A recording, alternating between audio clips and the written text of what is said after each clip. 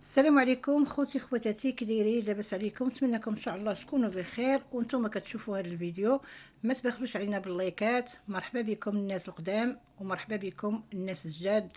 الناس القدام داركم، والناس الجداد مرحبا بكم، يا الف مرحبا. ديروا لنا اللايكات، بارطاج. القضيه ديال كنزه، البارح خرج الاستاذ المحامي الناعمي، خرج واحد الحقائق ما الصراحه كتبكي. انا والله العظيم ملي شفت هذاك الفيديو وهو كيفسر على الطب الشرعي، الا وحق الله العظيم اخوتي اذا كان بكي وحق الله.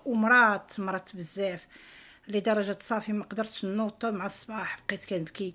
والمشكله وهي درت شفتو في واحد الساعه متاخره من الليل. مرت بزاف وبكيت، معنا ساد عليا وداك الشيء. بقيت تنبكي لاني هو تيدوي وهو كيفسر لينا، وانا كنتخايل كنزه كتعنف، كنشوف فيها كتعنف في مخيلتي. وحق الله العظيم الى هادشي حشومه. بالنسبه ملي كانت الوجه منفوخ، قالت لك على قبل هرست ليها كاس على البلار، وما هرستوش هي بوحدها كنزه، لان كانت هازه داك الكاس ديال البلار وغاديه تحطو يمكن واش في البلاكار ولا فين غاديه تحطو، وهي جاتها من اللور وضربتها ودفعتها. ملي طاح معاها الكاس ديال البلار، تما فين زرقت ليها الكماره. ولكن اخوتي هاد الحقائق اللي ورانا السي النعيمي المحامي، راه داك الشيء خطير. راه ما كاينش غير هاد الهرس ديال الضلوع وديال اليدين بجوج وديال الراس وديال، راه كاين اخوتي، راه كاين واحد الكسور ما بينيش. ولكن شكون اللي بينهم الطب الشرعي. تحياتي الناس الاطباء، وتحياتي للقضاء، وتحياتي النيابه العامه، تحياتي السي يوسف، تحياتي النعيمي السي المحامي النعيمي، تحياتي كل من ساهم في هد الملف، وتحياتي الناس اللي كدوي على كنزه وباغا تاخذ حقها. تحياتي على الشهود مول الطاكسي، تحياتي على الحاجه المراكشيه اللي عطاتهم واحد المعطيات خطيره بزاف. لان قالت لك كانت كيديروا من السبت ليالي الحلميه، ليالي واش من ليالي، والصداع والهرج والسبان. لا حول ولا قوة إلا بالله العلي العظيم. إنا لله وإنا إليه راجعون. وحسبنا الله ونعم الوكيل في هذه السيدة. واش انتي لهاد الدرجة جيعانة على قبل كاس وانتي اللي ضربتيها حتى طاحت على قبل كاس، تزرقي لها الكمارة، كتعطيها واحد الخبيز من 10 الليل حتى 10 الليل. راه الانسان عنده كلب وكيوكلو وكيشربو في الصباح وفي العشيه. هذه راه انسانه، راه خاصها تفطر، خاصها تغدى، خاصها تعقبه، خاصها تعشى. حشومه عليك، اشنو دارت ليك هاد البنت كاع في مرك الله؟ ما بغيتيهاش عطيها لامها، ما بغيتيهاش ملي جات هذيك الحاجه وقالت لك عطيها ليها. حشومه عليك، انتقمتي منها. حسبنا الله ونعم الوكيل فيك. سمعوا الاستاذ الناعمي اشنو غادي يقول في هذا الملف الطبي. فالطب الشرعي كانت تقارير مهمه جدا، واليوم نحاول نوضحوها للراي العام. هي كاين مصطلحات اللي صعيبه ونحاول نبسطوا معهم في هذا الاطار.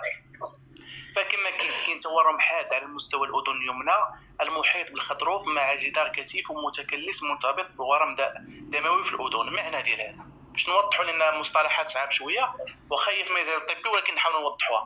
فكاين تورم على مستوى الاذن اليمنى، هذا التورم نتج عليه ورم دموي داخلي في الاذن، يعني اذن ولا فيها واحد ورم داخلي في الاذن. كاين ايضا كسر على مستوى الجهه اليمنى للاذن، حتى الاذن كانت كسور خفيفه. هاد الكسور كتطلب هي الراحه، ولكن هي كاينه كسور في الاذن. قال لك كاين ايضا كسر مفتت في العظام السليمه للانف، وجزء امامي في الانحراف الحاجز الانفي الى اليمين. قال لك كاين كسر على مستوى الانف، وكاين كسر في العظام، كسر مفتت في العظام السليمه في الانف. يعني انف كاين فيه كسر، وتا العظام اللي سليمه في الانف حتى هي فيها تفتتات وتشققات. باش توضح الامور، كاين كسر عرضي على مستوى حواف الانف. حواف الانف هما هادو. قال كاين واحد كسر عرضي سواء على مستوى الحواف الانف حدو بالنسبه ديالها ب 21. كاين ايضا كسور على مستوى الاضلاع الثنائيه المتعدده المرتبطه بالتماسك، هي اللي كتخلي الاضلاع باش الانسان كيبقى يتماسك ويمشي بطريقه عاديه طبيعيه. الضلوع مما يؤثر على الاقواس الاماميه للاضلاع الاربعه اليمنى والضلع الخامس الايسر. معناه ان كاين واحد كسور كما قلت على الضلوع ديالها ان ما كتقدرش تمشي، وان هذيك الكسور كنتج واحد مساس في التماسك، ما كتبقاش تماسك. يعني هاد السيده تقدر تكون متكيه بغيت تنوض ما تقدرش تنوض لان كاين عنده واحد التماسك ولا عنده مضروب. بعد المرات تقدر دير شي حركه على غفله تقدر تواجه واحد الالم حاد وكبير. كاين ايضا في التقرير الطب الشرعي ان الاضلاع المستقيمه ذات حواف مكسوره. الاضلاع المستقيمه اللي كتكون مستقيمه حتى هي مكسوره. مشى ايضا قال لك واحد ربشه صغيره من الصباب تحت المحفظه ذات المظهر المتجمع بسبب كسر الضلع الايمن. هذه واحد الظاهره هي ظهرات في كنزه بحكم ان عند الاضلاع مكسورين، ظهرت واحد ربشه صغيره على مستوى الاضلاع. كاين ايضا كسور عمليه الشائكه دي 3 ودي 6 ودي 7. هذا هو التحضير التقرير ديال الطب الشرعي. قال لك كسور مفتته في عمليه توحيد المستعرضه اليسرى. هاد المستعرضه اليسرى هي قال لك فيها كسور. يعني التقرير الطبي ملي كنجيو نقراوه اغلبيه كسور كسور كسور كسور كسور كسور. يعني في اضلاع بعض المرات كنلقاو مصطلحات طبيه باش نوضحوا الراي العام. مصطلحات طبيه ديال الاسماء الناس اللي اكتشفوا دوك الضلوع ودوك المناطق اللي في الجسم. تما التقرير الطبي جا قال لك هذه النقطه هي راه مكسوره. فكنشكروا الطب الشرعي على هذه المجهودات. نكملوا. قال كسر على المستوى السلاميه الثالثه للاصبع الايمن الرابح. يديها قال لك تصبعان عرسين. الصبع الرابع على المستوى السلاميه الثالثه. لربما انا نحاول نشاهد لربما كيقصدوها السلاميه الاولى السلاميه الثانيه السلاميه الثالثه. يعني المقصود ان السلاميه الثالثه ديال الاصبع الرابع مهرسه. ولكن كاينه صوره والله العظيم مستدير الفضيل، واعتقد يمكن راه عندك الصوره ديال كنزه ملي كان داير الصبع بحال هكا كتقول لكم راه مضروبه حتى هنا هي كتوصف مسكينه كتقول لك كاينه هذه الصوره راه هي عندك. قال لك راه كاين الارس على مستوى الاصبع الايمن الاصبع الايمن الرابع ان كاين كسر. قال لك كسر مفتت في الثلث السفلي من الحجاب الحاجز الايمن. كاين شي حجاب حاجز ما بين الاصبع واليد حتى هو قال لك مهرس. هذا الطب الشرعي اللي كيقول حنا كنقراو. نمشيو ايضا كاين قال لك ندبه محيطه بالمستوى الفخذ الايمن. ندبه كبيره اللي كتنتج على ضرب. بعض المرات كتكون السيده طايحه ولا اي واحد طايح وكتضربوا بالرجل ديالك ولا كتضربوا بشي اله خشبيه ولا اله معدنيه فكينتج هذاك المستوى كينتج واحد الورم. هذاك الورم الطب الشرعي قال لنا كاين تشققات على مستوى الابهام اليد اليسرى وعلى مستوى اليد اليمنى الخامسه بقياس 15 سنتي. قال لك كاين واحد الكسور بهذا القياس لا عفوا قياس 1.5 سنتي كاين تشققات. نمشيو ايضا الطب الشرعي كنشكروه من هذا المنبر انه دار له واحد النتيجه ديال اختبار الحمل باش يتاكد السيده واش حامله ما حاملاش واش انها تعرضت للاغتصاب.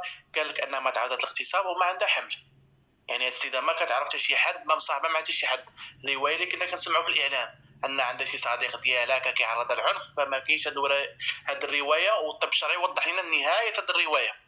كاين ايضا قال لك المستوى كاين مصطلحات اللي صعاب شويه غنقراهم. قال لك فرط التضخم على مستوى لين بوير. هذا لين بوير هو اللي اكتشف هذه النقطه. قال لك على مستوى الاخدود الايسر كالاخدود مصاب. تضخم على مستوى العمود الفقري للكتف. قال لك العمود الفقري ديال الكتف هو مصاب. انخفاض حاد في وظائف الكلي والكبد والغده الدرقيه الطبيعيه. قال لك ان الكلي ديالها او الكبد ناشفين لان بحكم ان كاين واحد كما كنقول واحد الفيتامينات واحد المواد اللي كتساهم ان الكلي والكبد يخدموا بواحد الصوره طبيعيه. قال لك انخفاض حاد. يعني السيده كون خلينا واحد مده اخرى ديال 6 اشهر ولا واحد السنه ممكن توقع الوفاه ديالها بحكم ان الوظائف ديال الكلي غتنتهي. يعني يقدر تتبع لاحقا انها خاصها تتبع مع الاطباء المختصين في الكلي والكبد. قال لك نظره على مستوى الشعر. قال لك ان هادشي كينتج علاش ملي كتكون سوء تغذيه فكينتج على ان الشعر كيولي يتصاب بعض المرات ما كيبقاش ينوض ولا كيولي تساقطات كبيره على مستوى الشعر. قال لك النقطه اللي مهمه، انا نحاول حتى الطب الشرعي راه كنقرا بخلاصه، انا ما كنقراش كامل. انا جينا نقراو كامل راه شي نقاط كثار وصعاب نفهموهم. قال لك 3 كدمات مستديره ومستقيمه. الاولى على مستوى الصدر الايمن، الثانيه في الربع الداخلي العلوي من الثدي الايمن، الثالثه من الربع الداخلي العلوي من الثدي الايسر. واش اللي كيخليني نستحضر التصريح ديال كنزه امام المحكمه؟ قالت لي انا بعض المرات كنت كنتعرض للضرب بعصا ديال الزيتون، ولا بعض المرات مدلك. سول الرئيس مدلك ديالها، قلت لي مدلك ديال العجينه. قالت لي كنتعرض للضرب بهم، بعض المرات كنبدا نكالي على راسي بحال هكا وكندير يدي بحال هكا. فراه ممكن في هذه اللحظه هي ينتج على ان اصابه على مستوى الصدر الايمن ديال الكنزه ولا مستوى الثدي ديال الايمن والايسر. يعني السيده كانت كطيح وكتضرب مدلك. هادشي اللي كيقول لنا الطب الشرعي. الخلاصه ديال الطب الشرعي قال لك هذا التصوير المغناطيسي وضح لنا الضربات كاملين المده ديالهم كتقرا 3 شهور. شي كله قل من 3 شهور.